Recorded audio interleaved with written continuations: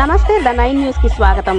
భారతరత్న భారత రాజ్యాంగ నిర్మాత బడుగు బలహీన వర్గాల ఆశాజ్యోతి డాక్టర్ బిఆర్ అంబేద్కర్ జయంతిని నేడు పురస్కరించుకొని సాలూరు పట్టణం పిఎస్ బొడ్డువలస బంగారమ్మపేట మోసూరులో బిఆర్ అంబేద్కర్ విగ్రహానికి పూలమాలలు వేసి నివాళులు అర్పించిన అనంతరం ప్రసంగిస్తున్న ఆంధ్రప్రదేశ్ రాష్ట్ర మాజీ డిప్యూటీ సీఎం మరియు మాజీ గిరిజన సంక్షేమ మంత్రి వైసీపీ పొలిటికల్ అడ్వైజర్ కమిటీ సభ్యులు పీడిక రాజన్న దొర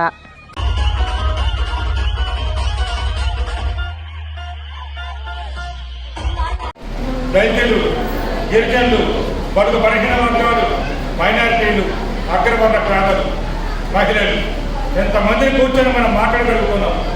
ఏదంటే అలా మాట్లాడుకోగలమా, అలా పాట పాడుకోగలమా, మన మనసులో ఉన్న బాధలను చెప్పుకోగలమా?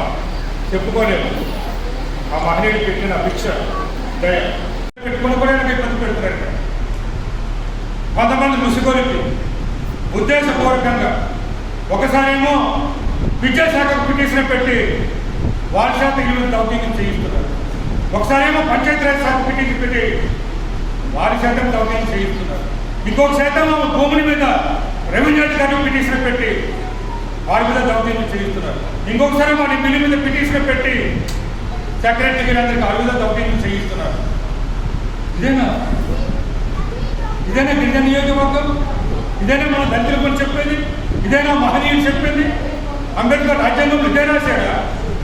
ఎలాగ చేయమని చెప్పాడు? దళితులను అనగదొక్కమని చెప్పాడా? వాళ్ళతో అనగదొక్కమని చెప్పాడా? ఆయన ఎదిరించి పోరాటమని చెప్పారు. దళితులు ఒక్కటి కావాలని చెప్పారు. అంతేగాని బాధించమని, వేధించమని, ఇబ్బంది పెట్టమని, పోలీసులు కేసు పెట్టమని చెప్పలేదు. ఎవరికి చెల్లి మీద పోలీసు కేసు కూడా పెట్టుకున్నారు అధికారులు. నేను ఆయన ఎంతనండి, నేను ఎంతని చెప్పాను. భూమి సర్వే కోసం వచ్చాడు. సర్వేకి ఎలా చేస్తారండి? 24 సంవత్సరాల నుంచి సాగు చేస్తున్న భూమి సర్వే ఎలా చేస్తారు? డిఆర్ఎం వచ్చారు. ముందు నోటీస్ ఇవ్వాలి కదా. నోటీసు లేకుండా సర్వే చేసే అధికారం ఎవరికి లేదు. రాతపూర్వక నోటీస్ ఇవ్వాలి. అది ఏదైనా ముదిరితే ఎమ్మడే ఉన్న తహసీల్దార్ చేయడానికి విడిచిపెట్టారు. ఆయన విడిచిపెట్టండి, నేను విడిచిపెట్టాను. ఆ తహసీల్దార్ ఏమిటో నాకు తెలుసు. ఆయన రాదనే చేసేది పెట్టారు. నోటీస్ ఇవ్వాలి. తహసీల్దార్ మీకు నోటీస్ ఇవ్వాలి. ఆ నోటీస్ సర్వ్ చేయాలి. ఎవరెవరికైతే భూమిలో ఉన్నో వాళ్ళందరికీ నోటీస్ ఇవ్వాలి. ఎవరైతే ఫిర్యాదు చేశారో వారికి నోటీస్ ఇవ్వాలి. పోలీసులపై నోటీస్ ఇవ్వాలి. మీరు కూడా రమ్మని, ఎందుకంటే రక్షణ అవసరం కాబట్టి. తహసీల్దార్తో ఉండాలి. వాళ్ళందరూ వచ్చి సర్వే చేయాలి. అదేది లేకుండా వెళ్తే ఆయన మీద కేసు అనమాట.